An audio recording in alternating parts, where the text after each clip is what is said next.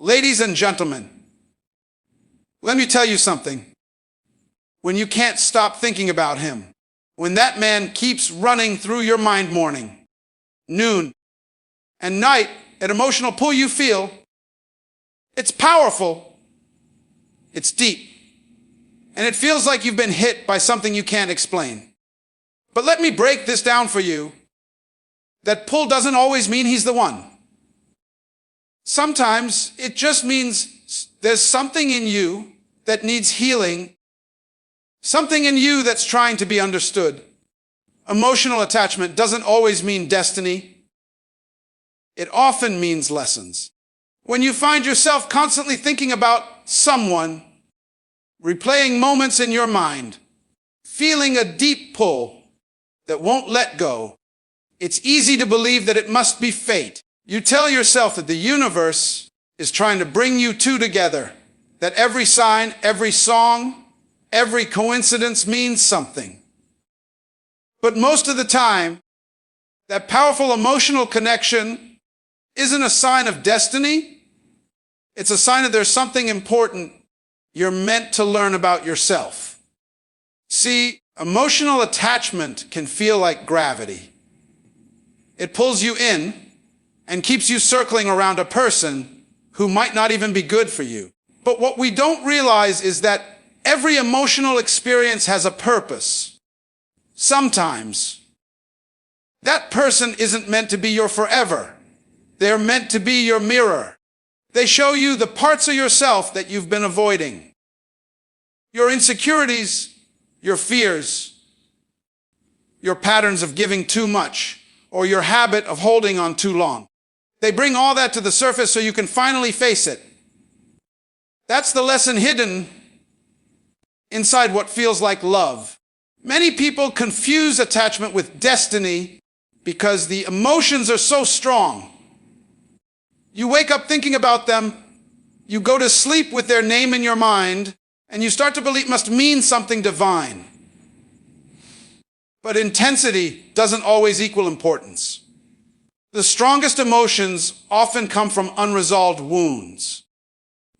Maybe you're trying to prove that you're worthy of love, or maybe you're chasing the validation you never got before.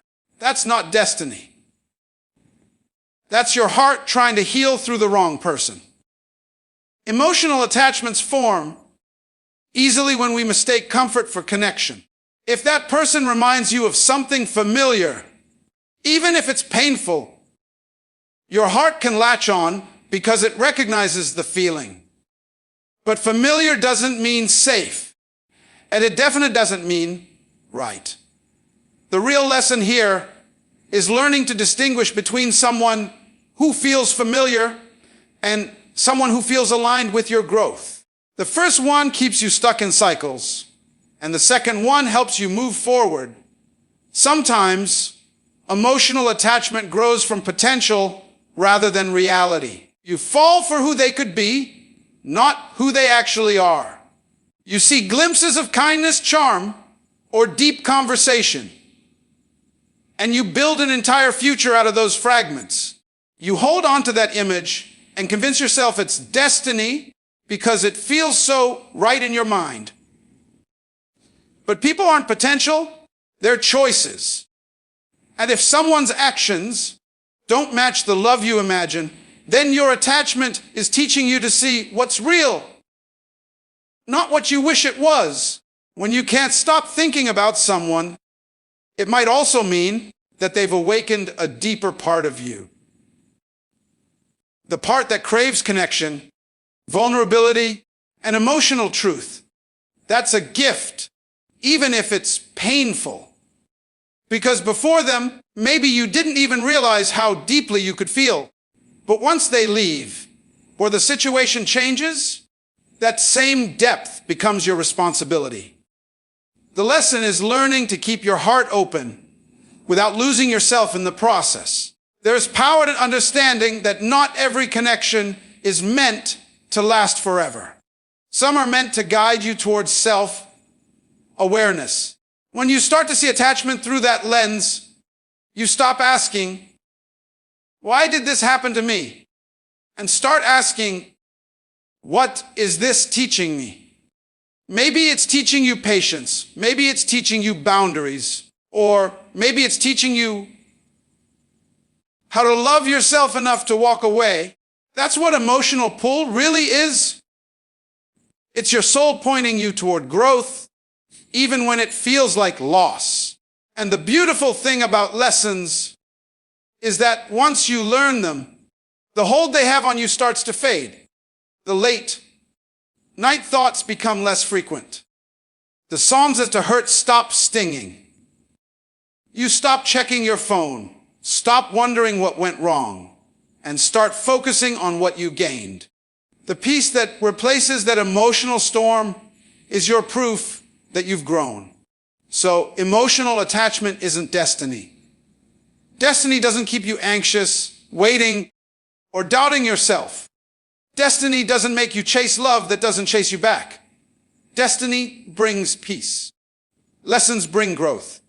And sometimes that emotional pull is just your heart's way of saying, it's time to learn, it's time to heal, and it's time to become stronger than you were before. That's the truth hidden behind the feeling that won't let you go.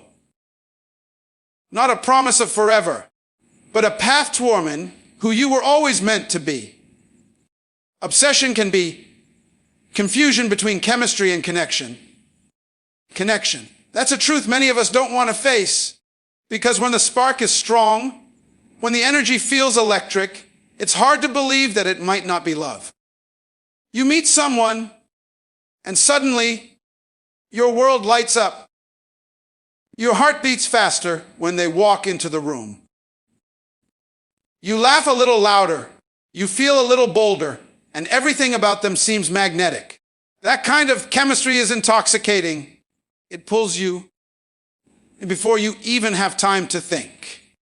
But here's the thing, chemistry is about reaction, while connection is about resonance.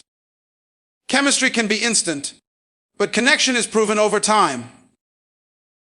When you feel obsessed with someone, when you can't stop thinking about them, or replaying every conversation, what you might be experiencing is the powerful rush of attraction, not necessarily the deep bond of connection. Chemistry makes you crave someone. Connection makes you understand them. Chemistry is that fire that burns fast and bright, but connection is the slow, steady flame that lasts. The problem is, when chemistry hits first, it can blind you to reality. You start building stories in your head, imagining a future that hasn't even been discussed, because that feeling feels so real. It feels like you found something extraordinary, when in truth, you might just be reacting to hormones, novelty, or even emotional familiarity. See, obsession isn't love. It's fixation. It's your mind trying to hold on to the feeling of excitement, the thrill of being wanted, the comfort of being seen. When someone gives you attention, especially when you've been lonely or starved for emotional connection, your brain releases dopamine and oxytocin, the same chemicals that create feelings of pleasure and attachment. You start to associate that person with your happiness, and when they're not around, it feels like withdrawal. That's why you keep checking your phone, waiting for a text, replaying their words over and over. You're not just missing them. You're missing the chemical high they gave you. Now, real connection is different. Real connection isn't about how excited you feel when they touch you or compliment you. It's about how safe you feel when you're vulnerable with them. It's about how they show up when you're not at your best, how they listen when you speak, how they care about the small details. Chemistry can create attraction, but connection builds trust. And if you confuse one for the other, you end up chasing the thrill of passion instead of the truth of partnership. Sometimes we chase chemistry because it feels easier. It's instant. It's dramatic. It makes us feel alive. But connection takes patience. It requires emotional maturity and honesty. It asks you to slow down, to communicate, to see beyond how someone makes you feel and start seeing who they really are. That's not as exciting at first, but it's what keeps relationships strong when the fireworks fade. Obsession, on the other hand, fades into frustration because the person you idealized can't live up to the image you've created in your mind. You start realizing that the chemistry was never enough to sustain a healthy bond, and by the time you notice, you've already given too much of yourself. Many people mistake chaos for passion. They think love is supposed to feel like a roller coaster, full of highs and lows, tension and release. But real love feels calm. Real love doesn't leave you anxious, wondering where you stand. It doesn't make you question your worth or your place in someone's life. If you find yourself feeling obsessed, it's worth asking, am I addicted to the excitement or am I connected to the person? Because when you love from obsession, you're chasing a feeling. When you love from connection, you're building a foundation. Obsession can also be a sign of unhealed wounds. If you grew up feeling unseen or unloved, you might attach quickly to anyone who gives you attention. You might call it chemistry, but what you're really feeling is relief. The relief of finally being noticed. That creates a powerful emotional charge, but it's not true compatibility. True connection doesn't need to be forced, and it doesn't depend on constant reassurance. It grows naturally through consistency, respect, and shared values. It's also important to remember that chemistry can exist with the wrong person. You can feel intense attraction to someone who isn't good for you, who doesn't treat you right, or who simply isn't ready for love. The body and heart don't always agree. Your mind knows this person isn't healthy for you, but your emotions don't want to let go because that spark feels so strong. That's why emotional maturity is about learning to balance feeling with discernment. You can acknowledge the chemistry without turning it into a story of forever.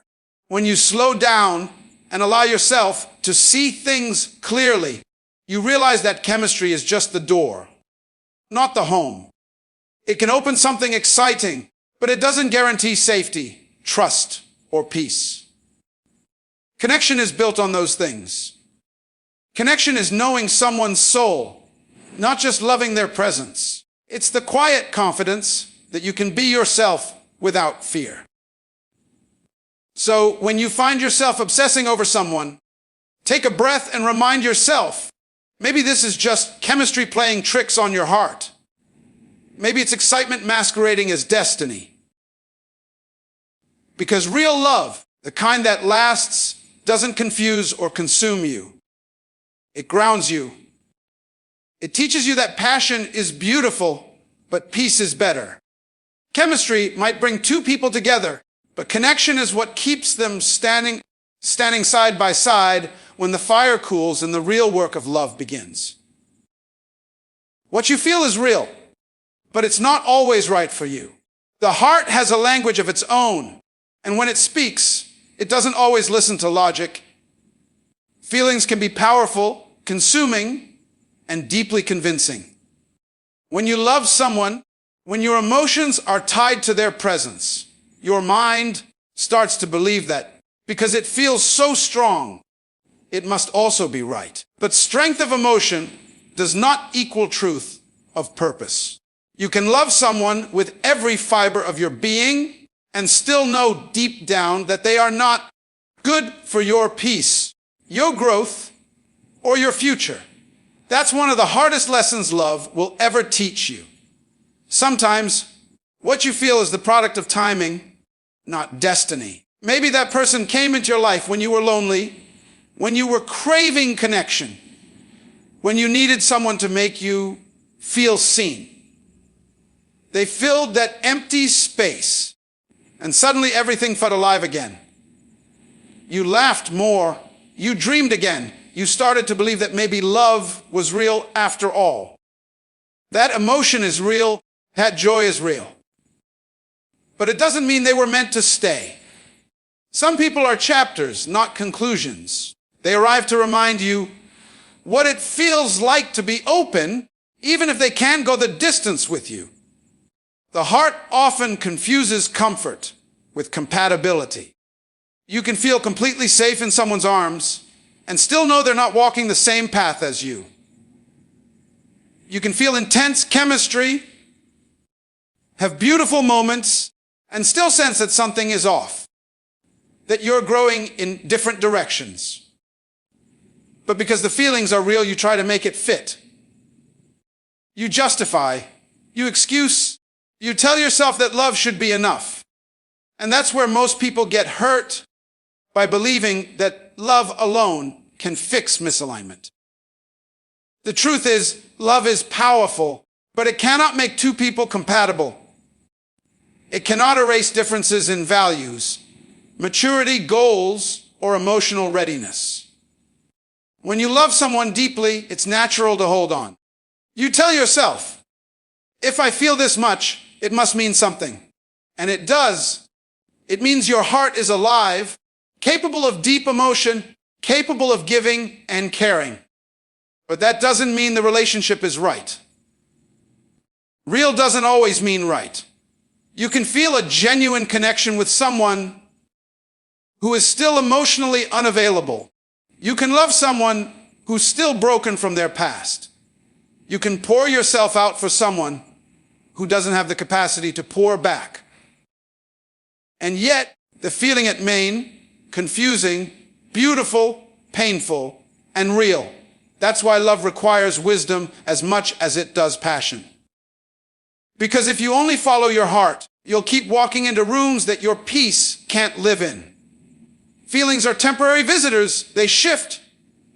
They change. They respond to what we believe and what we experience. But peace, respect, and growth, those are long-term. They require alignment, not just emotion. You can feel love, but if the relationship costs you your self-worth, your peace, or your purpose, then that love isn't right for you. The lesson isn't to stop feeling, it's to stop confusing intensity with alignment. So often, people hold on to the wrong love because they don't want to admit that something so strong could still be wrong. They think that walking away means the feelings weren't genuine, but that's not true. Sometimes the most real feelings exist in the most temporary situations. You can have a deep connection that was only meant to last a season. You can have a love that changes you forever, but still ends. The end doesn't make it false. It just means it served its purpose. There's also another truth. What you feel might be real for you, but not for them. Sometimes we project our emotions onto someone who doesn't feel the same way. We interpret small gestures as signs. We build meaning where there is none because our hearts want the story to be mutual. That doesn't make you foolish. It makes you human. Your heart wants to believe in connection, and there's nothing wrong with that. But maturity comes when you can acknowledge your feelings without demanding that they be returned. When you can love someone and still accept that they're not your person, you've grown into real strength. Sometimes what feels like love is actually attachment. The fear of losing someone who once made you feel special. You don't want the person as much as you want the feeling they gave you. You want to hold on to the warmth, the attention, the validation. But love isn't supposed to trap you in dependency.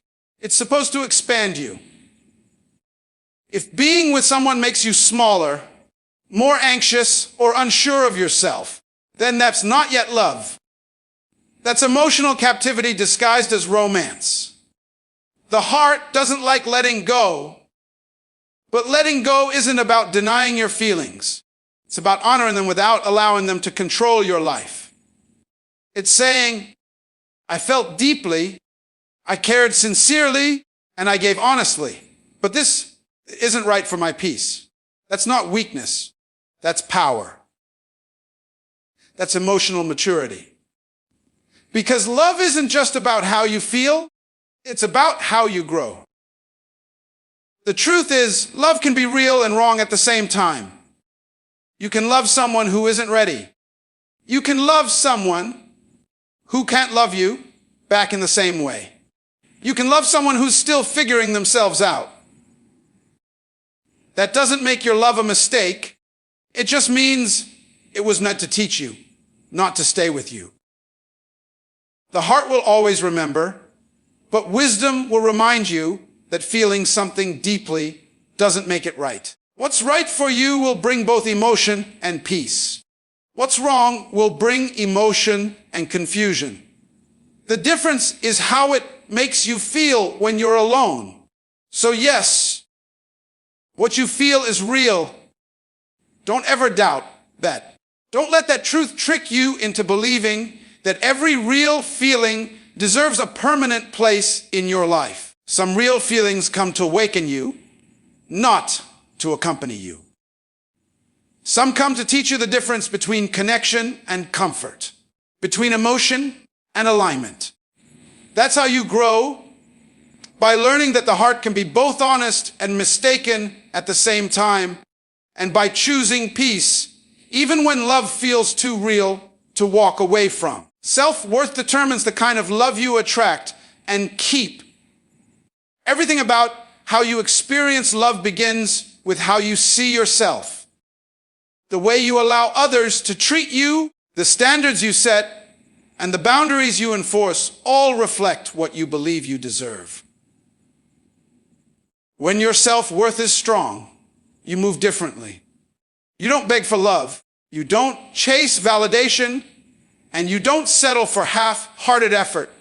But when your self-worth is fragile, you start accepting almost anything that looks like affection, even if it hurts you. You start mistaking attention for love and effort for commitment. You start believing that if you give more, tolerate more, or love harder, someone will finally see your value. Yet love doesn't work that way. It mirrors the energy you bring to it. If you walk into a relationship feeling unworthy, you will attract people who confirm that belief. You'll meet those who take without giving, who disappear without explanation, who only show up when it benefits them.